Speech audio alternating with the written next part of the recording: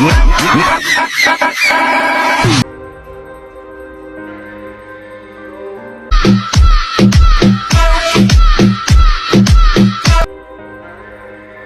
Everyone, welcome to the video. आजको भिडियोमा चाहिँ म तपाईहरुलाई टिकटकमा निकै नै ट्रेन्डमा चलिरहेको क्यामेरा सेक भिडियो एडिटिङ कसरी गर्ने भनेर सिकाउन गइरहेको छु। डेमो भिडियो त तपाईले सुरुमा नै हेरि नै सक्नुभयो होला। आज पनि म तपाईलाई त्यस्तै टाइपको भिडियो एडिटिङ कसरी गर्ने भनेर सिकाउन गइरहेको छु। सबैभन्दा फर्स्टमा त मैले मेरो डिस्क्रिप्सनमा र मेरो कमेन्ट सेक्सनमा पिन गरेर एउटा भिडियोको लिंक दिएको छु, त्यसलाई डाउनलोड गर्नु होला। त्यसपछि आफ्नो क्यापकटमा गएर न्यू प्रोजेक्ट भन्ने अप्सनमा जानुहोस्। त्यसपछि मैले जुन भिडियोको लिंक दिएको छु त्यसलाई डाउनलोड गरेर त्यसमा टच गरेर इम्पोर्ट गरिदिनु होला। त्यसपछि तपाईले 3 सेकेन्ड सम्म जुन यो वाला पार्ट छ, यति 3 सेकेन्ड सम्म गएर यो भिडियोलाई स्प्लिट गरिदिनुस्।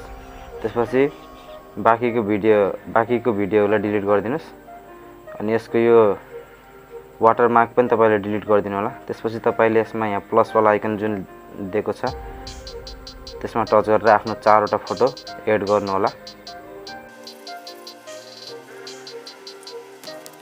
आफ्नो 4 वटा फोटो सिलेक्ट गरिसकेपछि यहाँ एड वाला अप्सन छ, त्यसमा टच गरेर एड गरिदिनुस्।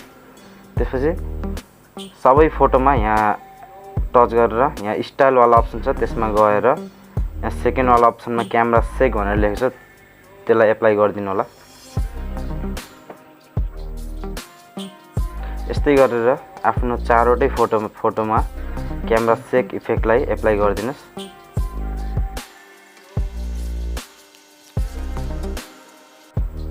तपाईले आफ्नो 4 वटै फोटोमा क्यामेरा सेक इफेक्ट एप्लाई गरिसकेपछि यहाँ राइट वाला अप्सन छ, राइट गरेर तपाईले आफ्नो 4 वटै फोटोलाई 2.3 सेकेन्ड सम्मको राख्नु होला।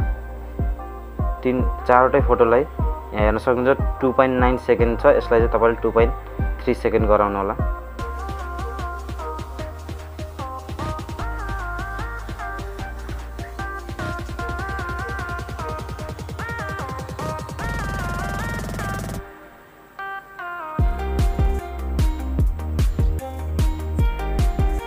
यति गरिसकेपछि तपाईले एड अडियोमा गएर एक्सट्र्याक्टमा गएर मैले जुन भिडियोको लिंक दिएको छु त्यो भिडियोलाई डाउनलोड गरेर त्यो भिडियोलाई सिलेक्ट गरेर इम्पोर्ट साउन्ड ओन्ली गरिदिनु होला।